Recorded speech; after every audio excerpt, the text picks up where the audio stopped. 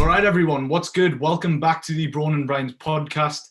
We are now here with our second guest, Caitlin Hill. Thank you very much for coming on. Absolute pleasure to have you. Yep, thank you for coming on. Yeah, how's things? Thank you very much, firstly, for having me on. Yeah, everything's all right. I guess we're, quote unquote, back to normality-ish now. Yeah, just started, training back up again. Sort of in a weird place, sort of progress-wise at the moment. Not really able to push up much more, but equally just waiting for prep to come around. So I don't know if you've been in that sort of, not like kind of maintaining, but trying to make the look better.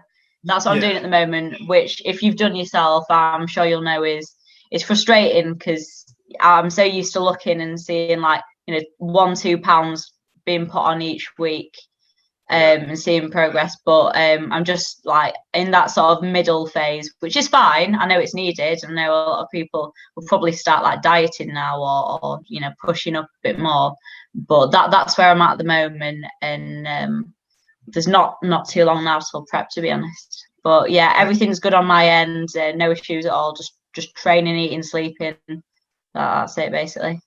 Yeah, awesome. So obviously, for those who don't know, Caitlin's obviously making some big waves in the moment in the UK bodybuilding scene, in league with some pretty cool people, and I think people are expecting a lot of big things from you. Obviously, you already touched. Oh God, don't say that. Well, I mean, we were both on that live, if you remember the one that I'm talking about. So. Yeah, but I mean, give us the rundown of kind of your history, sort of how you got started with bodybuilding, how you got started with kind of competing, and just run us through kind of what's led up to where you are now, and the whole sort of, I guess, even sort of touching on the game plan, really, because okay, yeah, for sure. So youngest pro in it and stuff like that. So. Yeah, that's absolutely fine. I'll do that. So in regards to how I got into it, if anyone's listened to a podcast before, I feel like this is the most asked question, but I'll run through it quickly. So had a pretty bad relationship with food, and I think that's how most people sort of get into the industry in some way or another. I'm not sure if you can agree, but pretty poor relationship with food, and started just going to local gym, and that was fine. But then somehow managed to go to this sort of proper blood and guts old school gym, which I always say has probably been the best thing that I've ever done, just because it was full of 40-year-old bald men sort of just lifting weights, just yanking it, screaming. She's like the best thing I could have done, really. So that was at about 13, 14. I'm pretty sure I lied to them and said I was 16. They definitely knew that I was not 16 at the time. And just started training and just eating. This is something that I'll always touch on, for any younger listeners especially. I just went in and enjoyed it, because at the end of the day, if you go in and do the most perfect training routine to begin with, you've got nowhere to go from. Just get yourself in the gym and just start moving weight.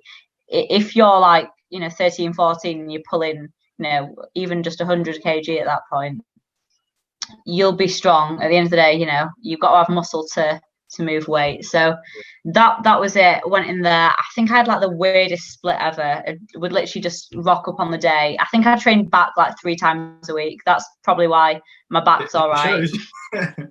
Yeah, I did back 3 times a week, something stupid. Just honestly, I couldn't tell you why. But it would literally be the same thing every day. So I'd go to school, get the bus back. I'd probably put some pre-workout down me, and then just train. I didn't even have a pre-workout meal. This is how little I knew about training and nutrition and everything like that. I'd just go there and train. So I don't know how I actually gained muscle, but that's how it went. And from there, just got more addicted. And the idea of competing was just put in my head, because there was a couple of people there that had actually competed themselves. And as soon as you see someone, you get curious, you look on Instagram, you follow, watch YouTube videos, and just like that, pretty much hooked. First bodybuilding prep I started in 2018. So I started at 15 and then competed at 16 because you have to be 16 to compete as far as I'm aware. And did an 8-week prep, which was really not long enough at all. But some way I won my first show, and then a couple of weeks later we're at British finals and I came second, and that was when it was sort of like, right, this is something that might actually be, you know, a long-term thing. So that was how I first got into it. And then I think if anyone is listening that's competed before, they will know, you know, once you've done it, you're going to want to keep doing it and doing it and doing it. Which I'm sure, Kevin, you'll definitely get to experience at some point. Yeah, you definitely will. But yeah, and then so after my first show, after doing the first couple of shows, that's when I finally started actually bodybuilding, if that makes sense. Like like after the first show, that's when I started properly eating well, properly training, you know, not just doing what I wanted. And that's when I think I got really, really hooked. Went on to 2019 season, went a bit crazy, did like 7 shows or something like that, and just tried to improve. And then from then, basically, I've just been in an off season because I know what the end goal is. There's just no time to sort of waste. So I've just been in an off season until then. We pushed up, mini cut, pushed up again, and now it's a case of just waiting until prep. But yeah, that's pretty much everything summed up till sort of the current point. Yeah, awesome. Yeah, that's great. That gives us a lot to kind of delve into right off the bat. Obviously, one thing which I guess will come in handy to talk about soon is obviously now alongside kind of all that, you're also in uni now. I don't know, is your degree just nutrition, or is it like mine where it's like sport, exercise, and nutrition or something? Give us a it's that. So we've got a couple of modules like nutrition and biochemistry, which is, you know, what like for someone who's interested in bodybuilding, like you don't even need to revise sort of thing. Like it's macronutrients, micronutrients, it's all that good stuff. But yeah, I've got like physiology, I've got psychology, that's in there as well, which interests me, but it's definitely not something that I'm not gonna continue to do that.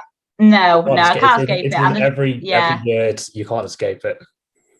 Yeah, I was hoping that I could find something that was just pure nutrition, but then that's looking at stuff like dietetics, which is about like diabetes, and I'm going to be honest, I'm really not bothered. Yeah, no. But awesome. Yeah, that's what my course is. Yeah, great.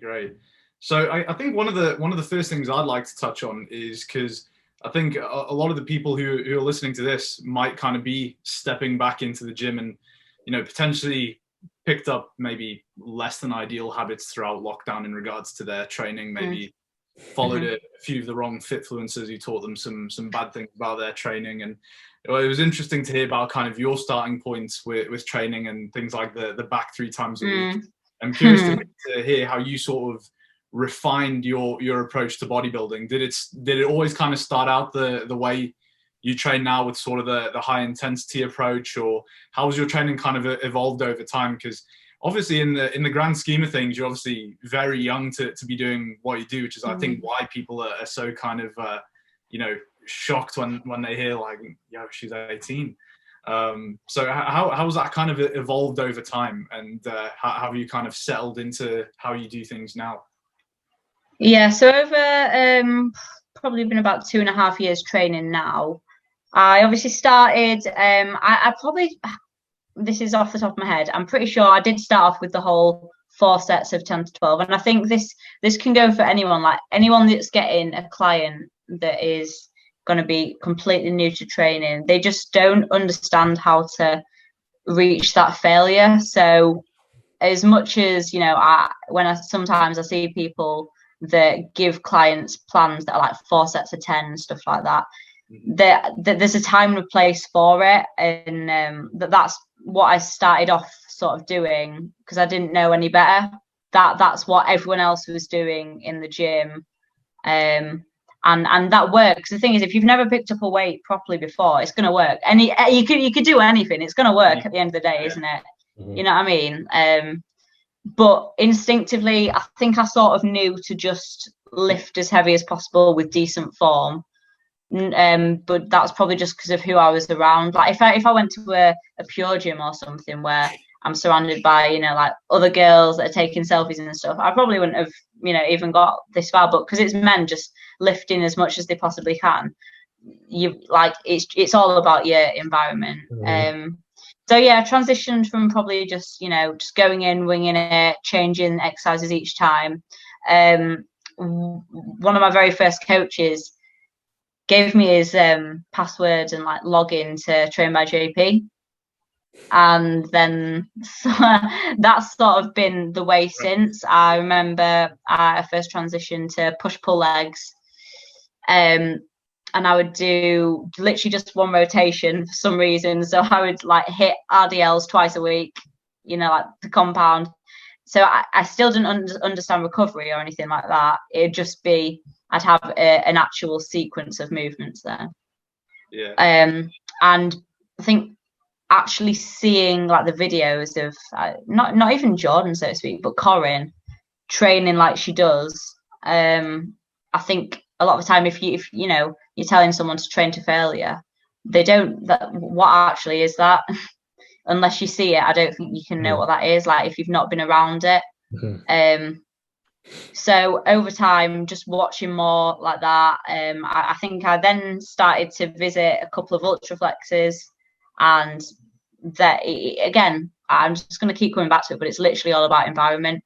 But at the same time, I'm glad that I've done it this way and that I've taken my time to learn, because if, like a lot of people now, will come in, they will look straight on, you know, people's Instagrams, you know, they'll look on this Train by JP site, and instead of starting with the basics, they'll go straight to, right, I'm just going to start my first program with a muscle round, I'm going to do rest pauses, everything. And I just think, what the hell's going on here? Just do the basics, and where have you got to go from there? So even now, I literally don't do anything like that. Like, I mean, I might do a rest pause for like one exercise, but that's not a bit of me. I just do straight sets to failure. So I've been training like I have been for probably like a year and a half now, and I really don't see any reason to change it for the foreseeable future. You know, I've still got a lot of muscle to grow, and I think that's also an issue. People swap and change stuff all the time. Like, you know, just stick to one thing. I remember I came out of 2019 prep, I kept deadlifting for like 11 months or something. Like, there's no reason to do 6 weeks on something, and then when it starts getting hard, to swap it out. You know, because everyone knows when you bring a movement in, first few weeks, your progress is like, it's crazy. You'll go up like 5-10 kg, couple of reps each time, and then as soon as you have to start actually digging to progress, they just, are you allowed to swear? Yeah, go for it. Go for it. Yeah, they just fuck it off, don't they? They just fuck it off and do the next easiest thing. Yeah. So I'm glad that I've been exposed to doing like the hard stuff. And another thing as well, like, I've never been at the fanciest gyms, but I'll go to Ultraflex Rotherham once every 10 days now, just because I can, and I can be picky. But I'm used to barbells, dumbbells, and like the odd machine. You know, you can't just pick the easy stuff, and you can definitely tell a physique that's been made off doing compounds compared to machines. But yeah, that sort of brought me up to where I am now. Literally just push, pull, rest, legs, rest, repeat, and that is what works for me. And I've been doing that for like over a year now, and I'm going to continue doing that for the foreseeable future. But that's sort of how I've gone about it. So what's your goal right now in terms of training? Because obviously if you're trying to hold body weight, is training still trying to push as hard as possible, or have you pulled back on that a little bit, or is the goal now just to hold training numbers, or what? I don't really know how to hold back. Like, even like when I do deloads and stuff like that, I can't come in and do the whole leave a rep in reserve or something. I know that a lot of people, going into prep will be extremely meticulous with their volume, and don't get me wrong, that's fine. It's just I just don't like to overcomplicate it. Like I love the industry so much because people have learned so much about the body and how it can function, efficaciously. But at the end of the day, like there's just a lot of thinking going on, and that's not a bit of me. Like, you see that some of the best like people in regards to making progress in a short amount of time, Keefe, does he sit down, have a look through his logbook, write down the number of like sets and volume? He just literally goes to the gym and picks up something heavy and puts it down. Like obviously he's programmed it to make himself look better, which is fine. Like take a step back, look at that. But at the end of the day, the people that are being too meticulous, I think just stop thinking about the minutiae. Like it's probably going against what people are saying, because I know that we're trying to get more knowledgeable and understand literally every single thing, but I don't think a lot of people have earned the right to do that yet, if that makes sense. Yeah. We agree. We were actually having this conversation yesterday, and we pretty agree, much like, word for word. Yeah, it's like, my God, some people just need to shut up and just lift. Like it's not that hard at all. Yeah, absolutely.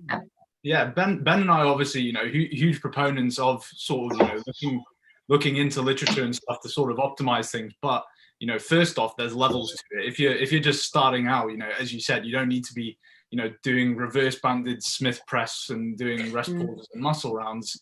But, but with that also being said, I also think whereas, some people potentially, although some people perhaps look to reinvent the wheel, I think that there are still ways that we can look to kind of just make the wheel a little better. And I do think there are definitely ways that we can kind of look to optimize what we do when the goal is to just get as big as possible. Because I think it is probably also worth considering even just some people's sort of potential predisposition to gain muscle quicker than others and everything like that.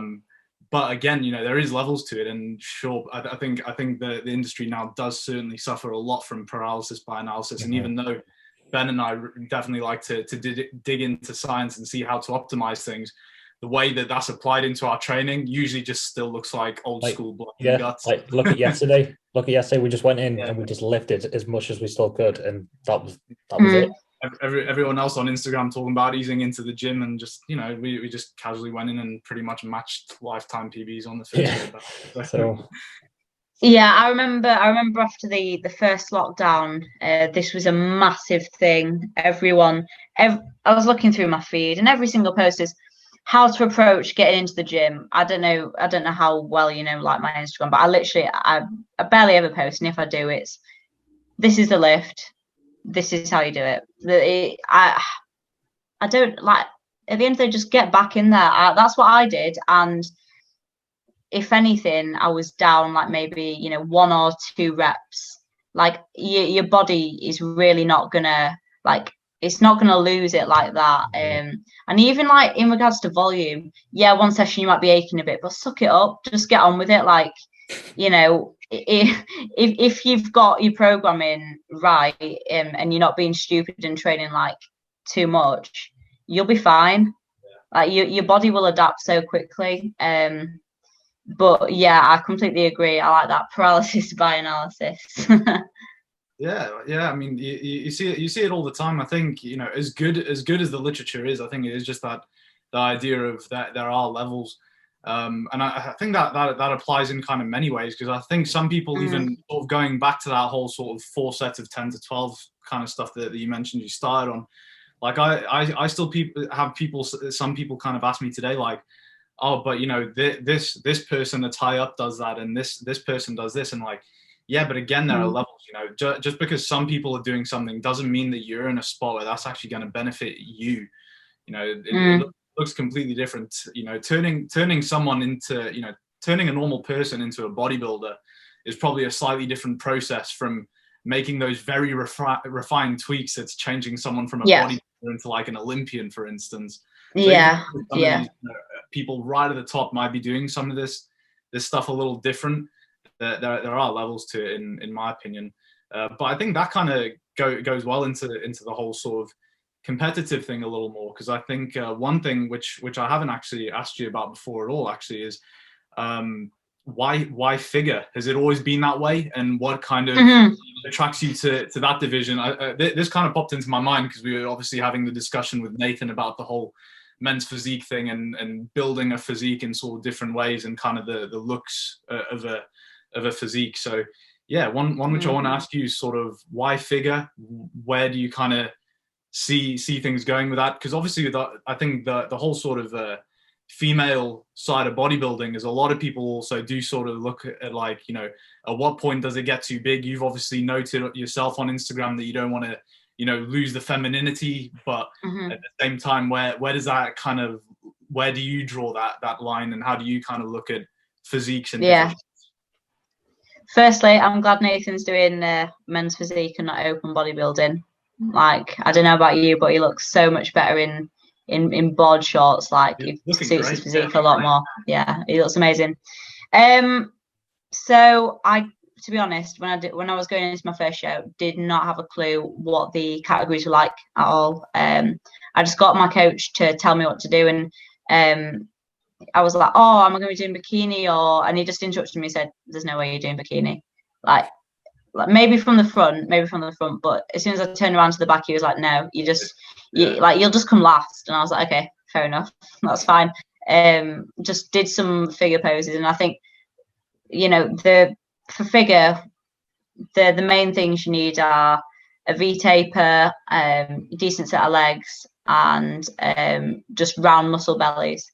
So at the end of the day, you know, there's instances where people can start off in bikini and definitely go into figure. You know, people like Meg Sylvester, that's fine. But most people, you either know or you don't whether you're going to be bikini or figure. Like, your body will just tell you. You know, how you respond to training within sort of 6 months. Like, I've seen people who've gone from zero training to 6 months in, and they will have gained like the slightest bit of muscle, and they will then just look, you know, the nice toned look, the bikini look. Some people that have gained like, you know, 5-10 pounds of just lean tissue in that time, and it's crazy. So you'll know straight away. And I guess I just prefer the look. You know, being able to open up and really show what you've got, I'd feel very restricted in that. And I guess that's reflected upon some of like the Olympians training. I've seen a lot of figure Olympians still training with that high intensity, being able to actually train like that. Whereas bikini Olympians, they are having to do glutes and hamstrings 3 times a week, 1 delt day, and like barely any back movements. And that's just not how I like training. I compete because I like training. I'm not going to stop doing something a certain way. Obviously, at the end of the day, if for some reason I was training and I was on my way to surpass figure, then, you know, that's fine. I would have to draw it back. But in my eyes, I don't see me getting bigger than figure without having to do anything stupid. You know what I mean? Like, so that is how I knew straight away. And just the poses, like if I tried to do a bikini pose, it would just look stupid on me. Whereas you know, someone said, oh, just flare your lats, and all of a sudden just being able to do that, and from your pose, and I'm sure everyone will be able to understand how hard it is to do that. And like it, you know, if you get a bikini girl to try and do that, it just looks awkward. Like you'll know straight away. And even with yourself, like when you're figuring out whether you're going to be, you know, men's physique, classic, open, you'll know straight away. Like it is so easy to look at and you know, see, as long as you've got a good eye. So that's why I'd say just have someone in your corner that is going to be brutally honest with you.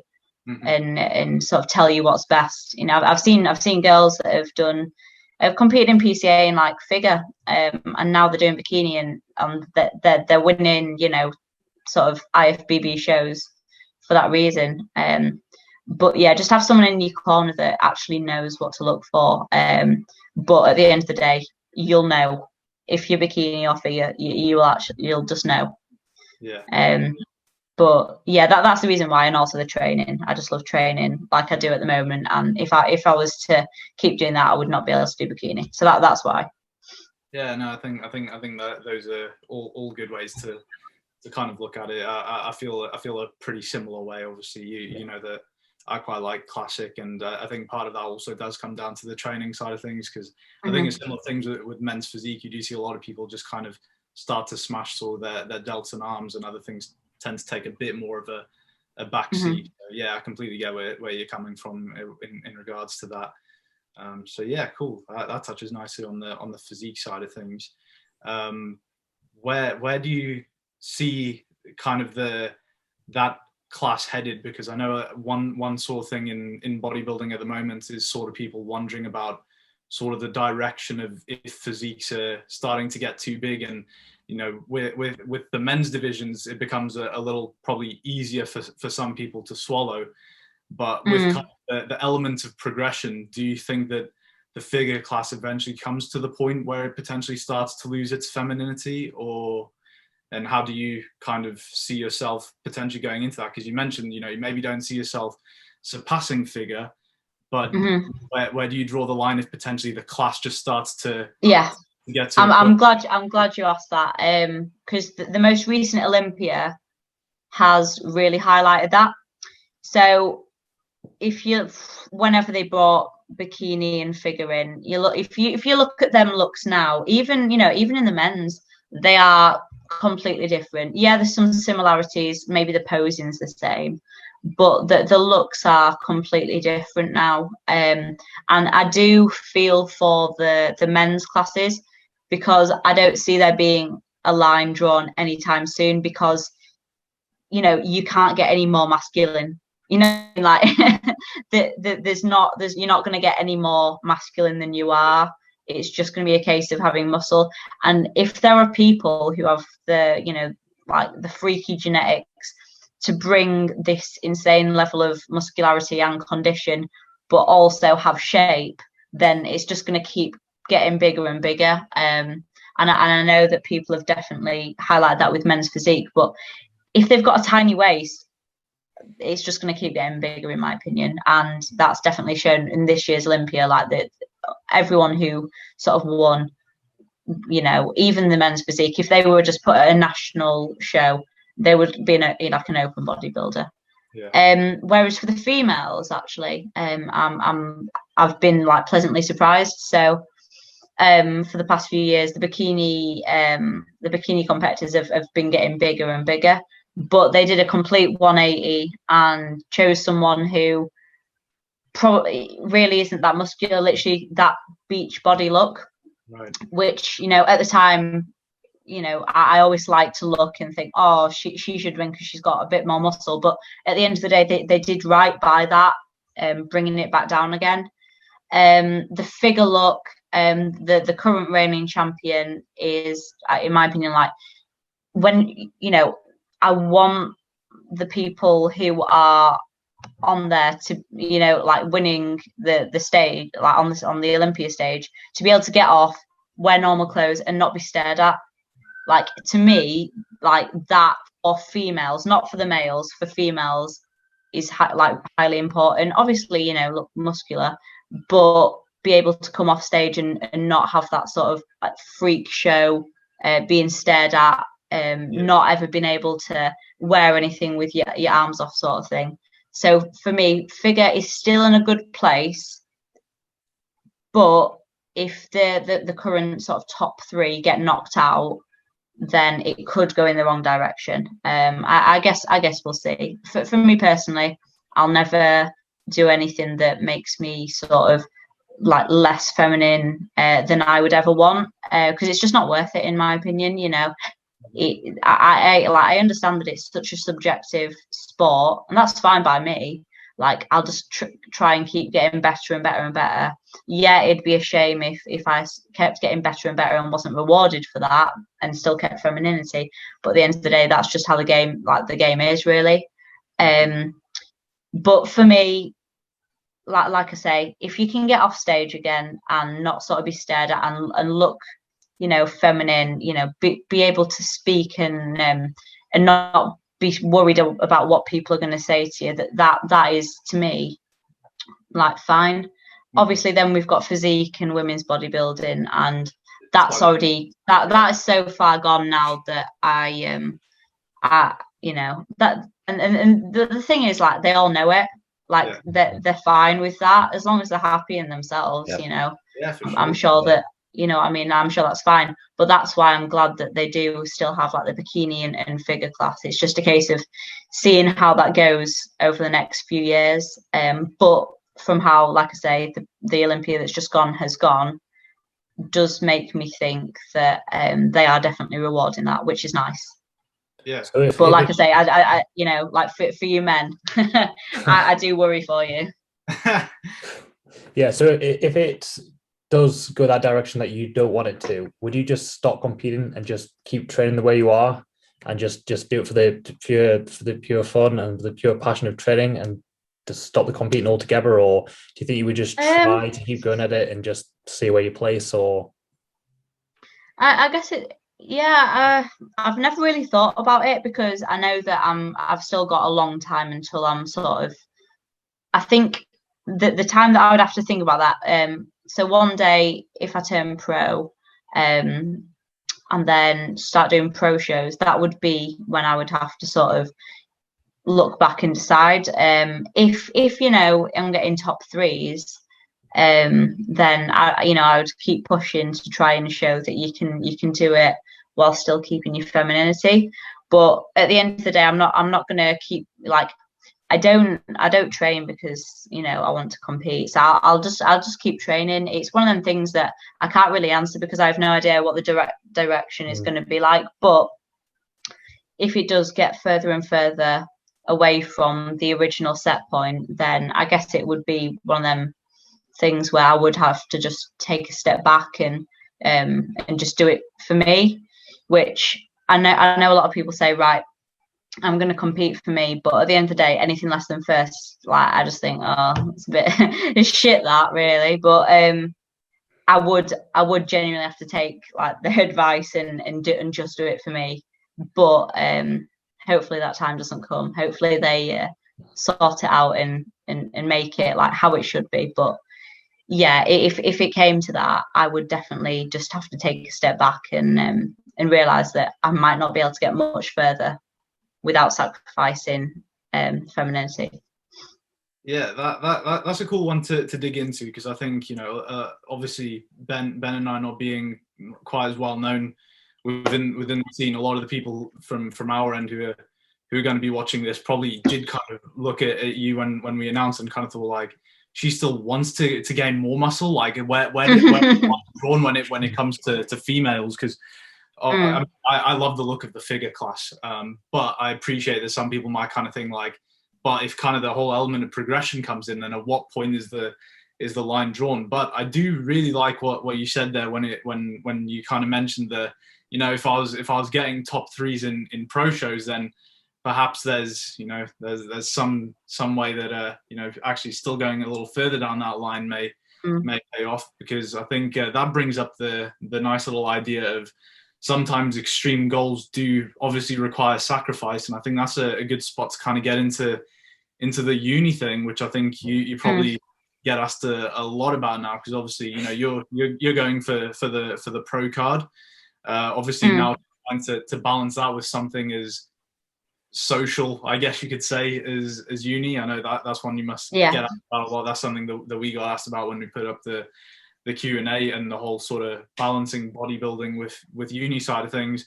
Now, I think when it comes to sort of training and stuff like that, I've never seen the point in people like posting about how to like balance training and stuff with uni. I think basic time management covers that quite nicely.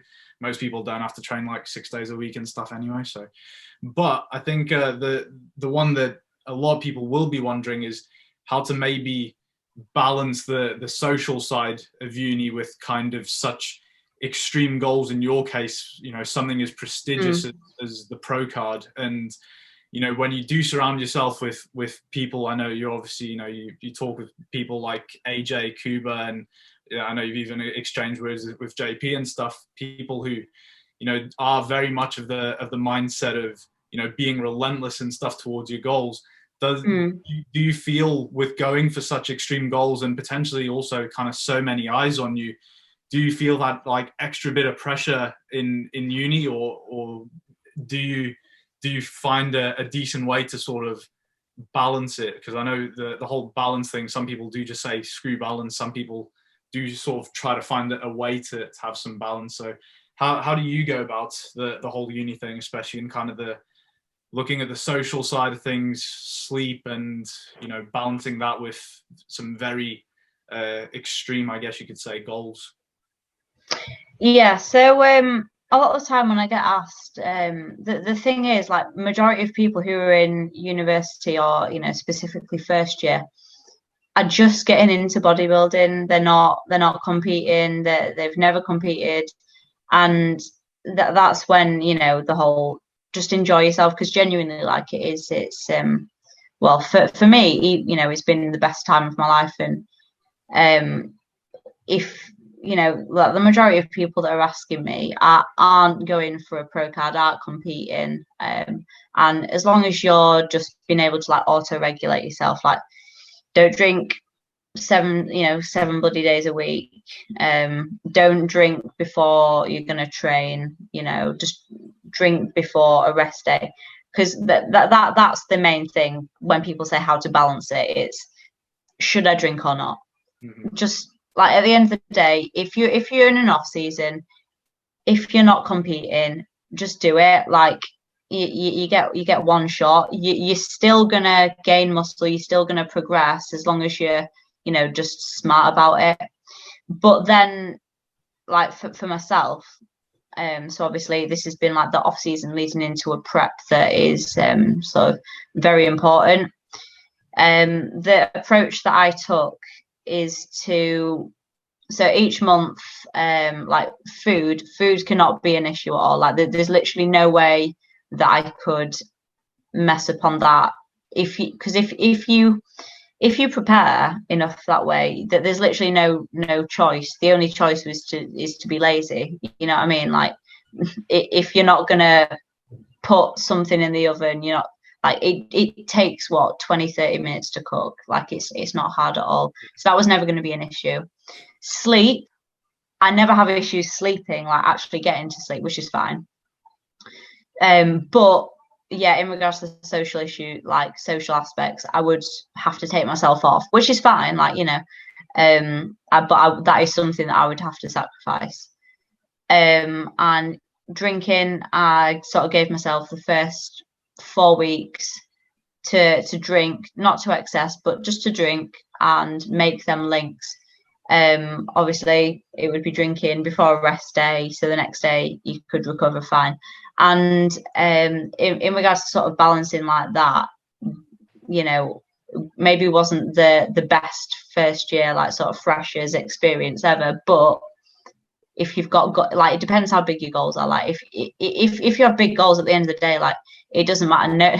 No one cares when you're on stage, whether you're, you know, whether you've been at uni or whether you've just been at home living alone, been able to focus on yourself. Like, that's what it comes down to at the end of the day.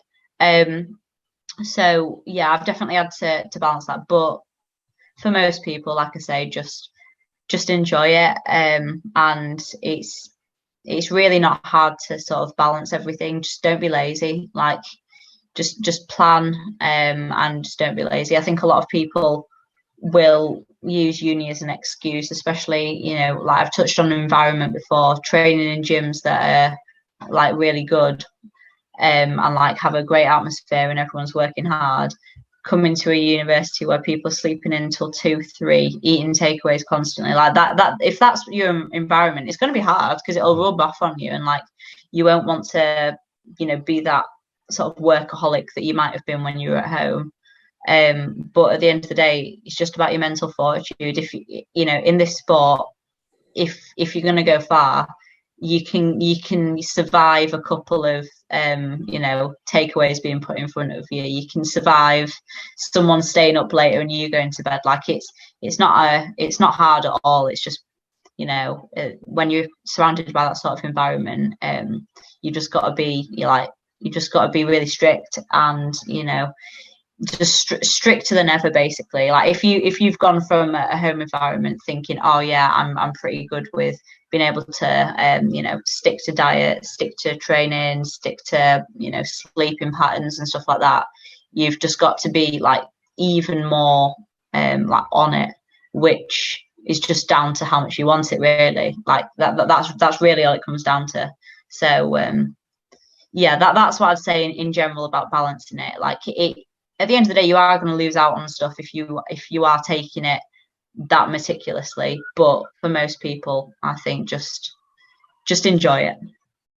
I can't hear anything, Kev. Don't worry. Yeah, I muted my mic because it sounded like we can never hear anything. You're all right. Couldn't hear anything. Okay. We can never. But I very much commend that attitude. Like very much so. I personally, even though through when I was in like freshers and stuff, I did train hard, but there was no way I could have done what you're doing. Absolutely not. I commend that so much. But you're right. It's that attitude that you've got of like, just how much do you want it? And, it's just that prioritizing what goal you want most. Like, sure, you can enjoy uni life and still make progress. Someone like, we all know Charlie, he's doing that exactly right now, but he also doesn't want to be a pro either. So to be fair, I couldn't commend you more for being able to do what you're doing. Although I am curious to know, like, do you still like go on nights out with your flatmates and stuff, just not drink? Okay, so obviously due to the current situation, I've actually been really lucky. I've been able to, I have been able to train, which is very good. And at uni, everything's been online. Nightclubs haven't been open, so I've never, with my uni flatmates, never been to a club. Sort of, like I've never been to a club with them. We've been to pubs where the curfew was 10 p.m. It's all been very lucky for me. There's been some nights, don't get me wrong, where they've stayed out, but even then, everything's just sort of started earlier, and I've really not lost out on anything, I would say, like for me. So, I mean, I guess we'll find out now, because they are, that I've been invited on a few nights out, but at the end of the day, I can just take myself off. There comes to a point, I'm sure with like, I don't know, have you been to uni then? Yeah, I've been to uni. I'm still in uni. Yeah, uni. Yeah. So like you'll be on a night out, the first part, and then once everyone's fucked, like they won't even notice that you've dipped sometimes. You know what I mean? Like it's just like that. Like it'll get to 10, 11, they're absolutely fucked, and I'll just right, I'm off to bed. They'll be like, right, okay. And the thing is, like, they all understand what I'm doing and support me so much. Like that's the main thing that I thought, right, it's going to be a bit of a strange thing going to uni, saying, I'm not going to be drinking every night sort of thing. But because they're like, I'm so close with them now, they want me to do well. So they will then plan things around me, which I know I can't speak on behalf of everyone, like that not all uni experiences will be like that. But they will, if they wanted to go out and start drinking at 10, they would then say, no, we're not doing that, we'll go out at 6, so the night will just finish earlier. Like there's always a simple fix to anything. Like at the end of the day, just ask. If someone's in a position where they are at uni and there's going to be late nights out, so bookings late at night, just ask to move it earlier. Like it's not hard, just do that. So yeah, luckily I've not had to experience anything that's sort of made me think, oh my god, I'm properly missing out, or any time that I've been out late in the middle of Leeds thinking, Jesus Christ, I should be in bed, just because of the current situation. So everything's actually worked out quite nicely. Yeah. But if it was to happen, like I say, I'd just speak to flatmates it's not the end of the world moving a slot. But yeah. That's cool. I mean, I commend that attitude as well, because I'm probably the most robotic in our group. So, I mean, look, you've got your blue light blocking glasses on right now. Like, I know, I was gonna say. yeah, well, I go to sleep quite early compared to Ben and Charlie. So yeah, that's why my blue light blockers are on now, because I just go to sleep earlier anyway. But yeah, I mean, yeah, I see Charlie get up to a lot of stuff. You don't know the that half you really of it. shouldn't be. You don't know the half of it. Honestly, you do not know the half of it. I don't think she wants to. Yeah, but I mean, to what extent? Like, I like what you were saying about sort of the big goals thing, because I completely agree. It does come back to that. You know, the more extreme goals will, of course, just require more extreme sacrifice to varying degrees. Do you find that it is as well as sort of the mental fortitude towards kind of resisting the fun stuff? To what extent do you also find it sort of more fun to do your own thing? Like, even sort of the goals and drive towards those other things, versus do you just enjoy sort of doing things differently? Because like for myself, I know this one might sound weird to a lot of people, but like I just don't even like enjoy like drinking and stuff that much, because this sounds well weird, but if I feel like it's going to potentially stop me from like getting that extra rep or that extra like few kilos on the bar in a few days time, I just enjoy that so much that in itself is almost kind of, even without kind of such lofty ambitions, I guess. I mean, I know I'm probably not going to make it to the Olympia, but even just sort of the enjoyment of bodybuilding and progressions enough to kind of almost put me off sort of going out, as opposed to just focusing on being a bit more of a, I don't know, a boring cunt that likes to act like a robot. Do you find that as well in kind of the enjoyment side of things, or is it for you more so the just sheer the magnitude of your goals? I guess at the end of the day, I fucking love a night out. Like, at the end of the day, getting pissed, that it's always fun, isn't it? Like, it's not like I'm not bothered about it. Like, obviously I would like to do it. Like, it's always a great night, you know, they're getting up the next day, what actually happened yesterday sort of thing. Like, bloody hell, like I do love it, but at the same time, I you know, the weekly check-ins, that will last longer. The having a good check-in, thinking, good job I didn't drink the other day, because otherwise this might have skewed this up, sort of thing. That has more like enjoyment for me than the 48-hour period from this drinking. You know, the full week after, where, you know, I don't know if you've ever had a bad check-in, that'll just ruin my whole week.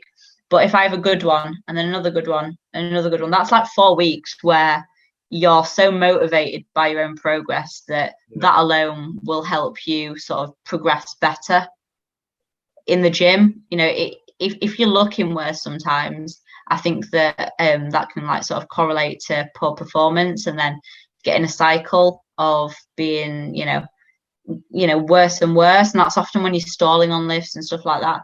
But if my lifts are going well, if my check-ins are going well, that makes me a lot happier, and it's like a much better cycle in that way. So I guess, yeah, I do get enjoyment from not doing that, but equally it's just being more productive. This is probably going to sound quite bitchy, but compared to other flatmates that'll get up at like 3-4, they've done nothing with their day. Like, by that point, I've done what they do in 2 days, which is that I just enjoy that feeling of getting up, doing stuff, getting it done. But yeah, I know what you mean. Like, every time I turn something down, it is like, oh, that's me being able to progress more. So I can totally resonate with how you feel. But at the same time, like, I'm not going to deny, I would love to be out getting absolutely spangled right now, like they are, you know. So yeah, I completely get how you feel. Yeah, that's cool. Do you think that kind of stems a bit from the way that we train, kind of just an obsession with progress in the gym, almost kind of just leaking over to just a bit of an obsession with just sort of progression in various aspects? Yeah, I think I'm addicted to progression of any kind. Like, I remember I was doing my GCSEs at the time that I was doing my first prep, and I did well in them just because everything was so routine. Like, I want to be the best at, anything that I can put my mind to it. Obviously, if I was drinking, I'd want to be the best drinker. That would probably be a bit counterintuitive, so that's why I'm not. But like anything I do actually want to be like the best. And I think you've just got to be so competitive to do this, because you're doing it for you. Like, you're not doing it for anyone else. Like, it's literally just for you, and it's not like you can rely on a team. Obviously, you'll have a coach and you'll have your best mates around you, which is sort of like a team. But at the end of the day, if you fuck up, you fuck up. So yeah, I guess that's sort of where I'm going with that. Like, it's definitely has made me more addicted to just things in general, which is absolutely fine, because the things that I sort of expose myself to are all going to better myself. But yeah, it's not just sort of lifting that I'm addicted to. It's just that progress in life, which I'm very glad I've sort of got into, rather than not wanting more. I think a lot of people nowadays are happy with what they have, and there's nothing wrong with that. It's just not how I like to live. Yeah, personally. Yeah, can agree with every word. Yeah. I think that wraps up kind of the uni stuff quite nicely. To be fair, yeah. Cool. Do you reckon this is a decent time for sort of the questions? You reckon, Ben? Yeah, I'm just having a look at the notes here. But to be fair, yeah, it's probably a good time to go into the questions. Yeah. Yeah, I think we're about like 15 minutes in or so, so that's probably a good one to go into now. The first one, which we've decided we're going to make a habit of asking our guests, because it just kind of popped up when we were talking to Nathan. Now we've just decided it's going to be a thing. This brutal. Okay. This will be the hardest question you'll ever answer in your life on the spot. If it's the one I'm thinking of. Right, okay. Oh God, I don't know what this is going to be, but I'll just say whatever comes into my mind. Well, for starters, are you much of a movie person? I'll watch a movie. Yeah. Top 3 movies. Okay. Top 3 movies. I really like. You can't say Pumping Now Nine. You See Me. Like What's that? Sorry. You can't say Pumping Nine or anything like that. I really like Now You See Me. I love sort of anything that's like an illusion, anything like that sort of plays with your mind. To be honest with you, I don't really watch many films. I love a good series. Am I allowed to say series? Go top 3 series. Top 3 series. Yeah. Oh my God, Money Heist. Bloody love that. I don't know if you've seen it, but I haven't watched Money it yet. Heist. I'm going to. Very, very good. I like that. Anything that's sort of a mystery, and Behind Her Eyes, fantastic as well. Very thought. I like anything that you've got to really think about. So yeah, that's sort of the 3, where you've got to sort of think about it. So that's my top 3. Gotcha. Now You See Me is a good one. I've seen that one quite a few times. I very much like that movie. One which I'd highly recommend is, if you like that one, you'll definitely. I know I recommend it. Don't say it. Don't say it. I recommend this to everyone. But I think if you like Now You See Me, you will definitely like The Prestige. Don't Prestige. Why are you saying no, Ben? It's a good film. It's a very good film. But if you watch it, Kev will just bang on about it all the time. So just it's not worth it. It's not worth it. I better never tell you that I've watched it. He's not wrong, but it's because it's one of those that probably even more than Now You See Me really does make you think, which is why if you like Now You See Me, you probably will like it. I don't know if you've seen Now You See Me yet. I've seen Now You See Me. I've seen Now You See Me 2 as well. I have. But you'll definitely have to back me up then. If she likes that, she'll like The Prestige. Oh, it's a good film. It's just I watched it. I don't want to think about it anymore. It makes okay. Well, I'll make sure to watch it, but not let you know, Kev. It's the smart move. I was obsessed with it because it made me think that much. Yeah. I think we've already kind of talked about some of the uni stuff and sort of the direction that bodybuilding's taking. So that's already kind of ticked off. What's your favorite meal at the moment? If you're kind of on a plan, what's the Nothing. favorite meal at the moment? Really full at the moment. Peak off season is nothing an answer. Yeah.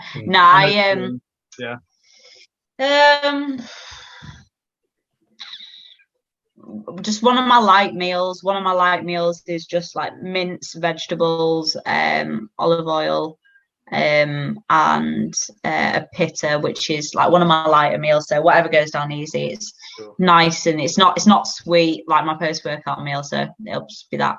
I know that feeling very well. Don't worry. Well, staying on the theme of food, then, if you could only eat one food for the rest of your life, what would it be?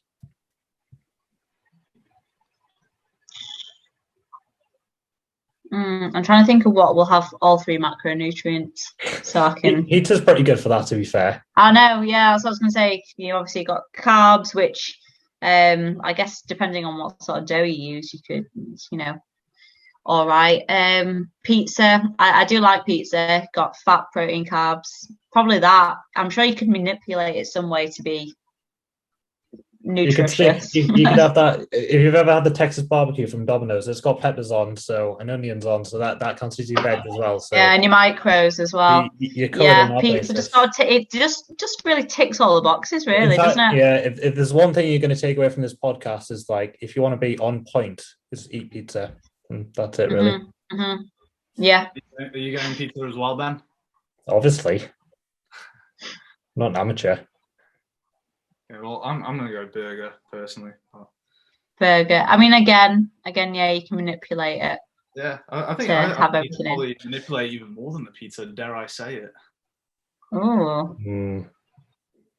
I'm gonna go ahead and say you can manipulate the burger even more. But yeah, I'd roll with burger. If anyone wants to grab a burger and watch The Prestige with me, if you're listening, then feel free.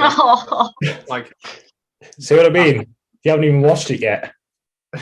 Absolutely horrendous. Well, if anyone watching, if anyone listening wants to grab a burger and watch The Prestige, then yeah, just absolute perfection right there. Would you rather go to the past to meet ancestors, or go to the future and meet like your great or great grandchildren? So the year 3000. That's a quality joke. If people don't get that, that's a quality I know. I did appreciate that. I'd probably go. Yeah, I would probably go to the future, just because at the end of the day, like, whatever's happened in the past, I assume you're going to go back to the present again. It's not like you can change anything. So at least if it's in the future, you can sort of see something coming. So yeah, I'd go future. What are you saying, Ben? I would also go to the future. Yeah, I would go to the future. Like, the past is, we know about the past, and nothing, there's interesting things happen, but nothing like mind-blowing. Whereas in the future, I'm sure there's no you can learn from it as well. Yeah, you can learn from the past as well, so I wouldn't change anything about that. Yeah, fair play. I've been very vocal to most people about my hatred towards kids and the fact that I don't want kids, so I can't actually say future. So yeah. Describe yourself in 3 words, Caitlin. Oh, bloody hell. I hate these questions. They're shite. Yeah. Like, at the end of the day, like, you can't really be modest at all, can you, with these? Oh, God. Loud, short, stubborn. Okay, cool. If anyone wants to take things away about Caitlin from today's episode, then loud, short, and stubborn. Fair play. Yeah. Well, what are you saying, Ben? I'm going to be, again, a little bit cheesy, a little bit corny here, and say something really, really clever. The way I would describe myself in 3 words would be Benjamin David Stanners, aka my full name. Fantastic answer. Fantastic. I have no clue actually. This is a bit of a shit question because it's one of those similar to the movies one, but what does it actually mean? What does the answer actually mean? Like, yeah, there are many ways to take it, really, isn't it? Shit, it's a hard one to answer on the spot, isn't it? Okay, well, no one's here to listen to me anyway. So, what's the biggest life lesson you've learned, Caitlin? Don't stress about what you can't control. Like, ooh, that's a good one. Genuinely, at the end of the day, that's what I've just been thinking. Like, that's how I've so the past year. At the end of the day, if you can't control it, do not stress about it. And I really have. I do not think I've been stressed about one thing in the past year. Yeah, there might be, the odd thing here and there where, like if, I recently lost sort of bank card and ID. I was thinking, oh my God, Jesus Christ, what am I going to do? At the end of the day, I've lost it. You know what I mean? Like, I think so many people stress out about stuff nowadays that it's just not worth it. Like, so yeah, that's literally it. I'm sure that there's other things that are probably better, but as a general rule of thumb, my life's been so much better just not caring about stuff that I can't do anything about. Yeah, good one. That's a very good one. That's a very good one actually, because I think my one of that one would probably just be something very, very typical, like good things come to those who work or something. But with that being said, that ties in very nicely, because obviously I think when you are one of those people that is very sort of work and process orientated, it can become a bit of an obsession, and you can kind of depends what you're doing as well. Like I mean, for bodybuilding, you could be the hardest worker ever, but you could just have shit genetics. You know what I mean? Like, yeah, the judge might just not like your tan on the day. So yeah, exactly. It's one of the things. Yeah, good stuff. What's your biggest life lesson, Ben? I have no idea. It's not something I've ever thought about before. Anything that's kind of just been plaguing your mind recently about life that just kind of always comes back to you?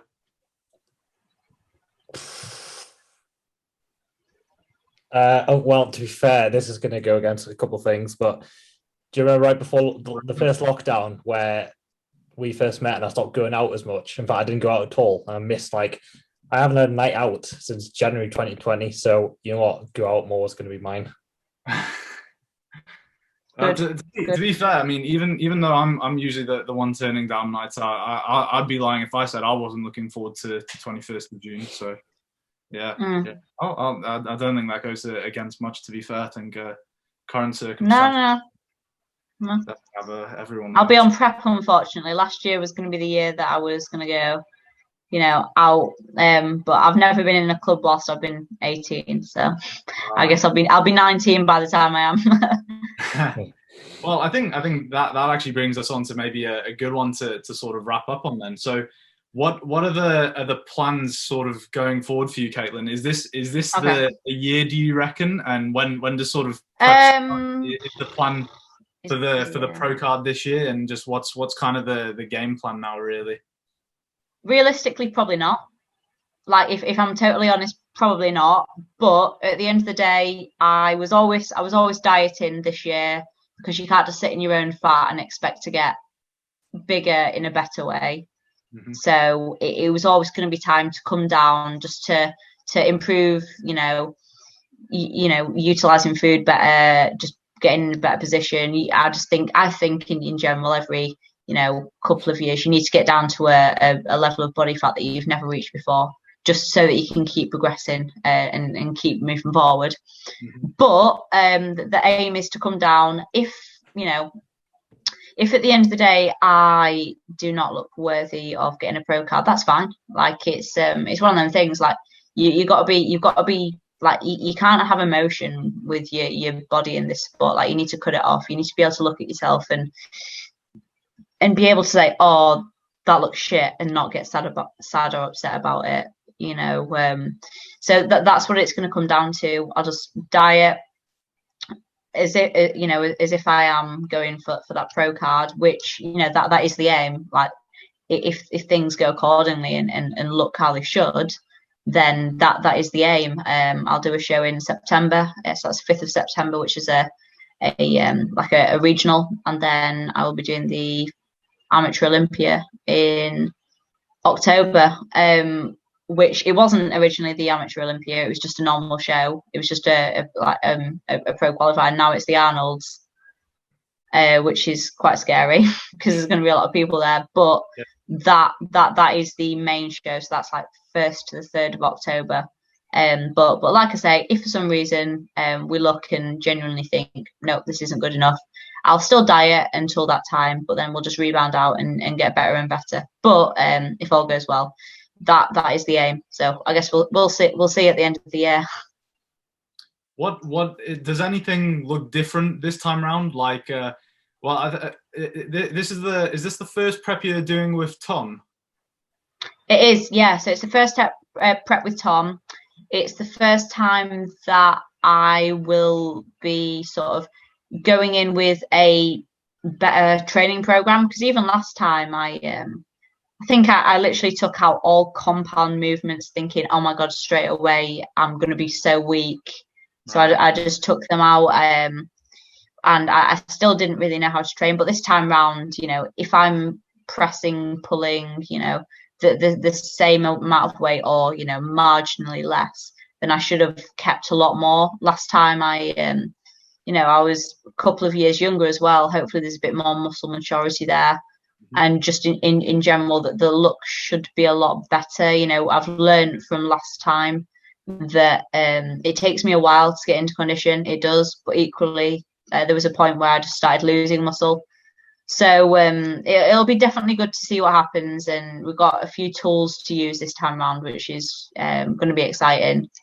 So yeah, I guess we'll sort of see at the end of prep what happens, whether I compete or whether I don't. But either way, I'm just excited to see what's sort of hidden beneath, so to speak.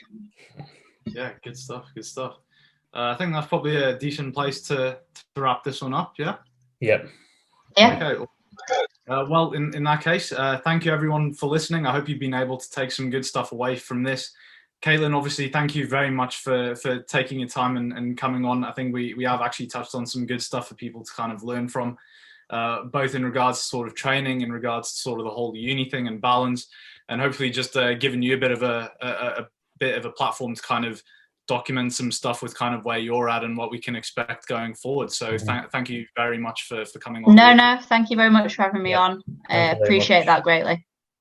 Yeah, awesome. Well, in that case, we'll sign off. So thank you everyone for listening as usual, and we'll see you next time. See you next time. Thank you. Hey everyone, thank you very much for watching. I hope you enjoyed. If you did, be sure to like the video, leave a comment and subscribe for more. If you enjoyed that episode, be sure to check out the latest Fitbit here and the latest podcast here. Thanks for watching, guys and girls.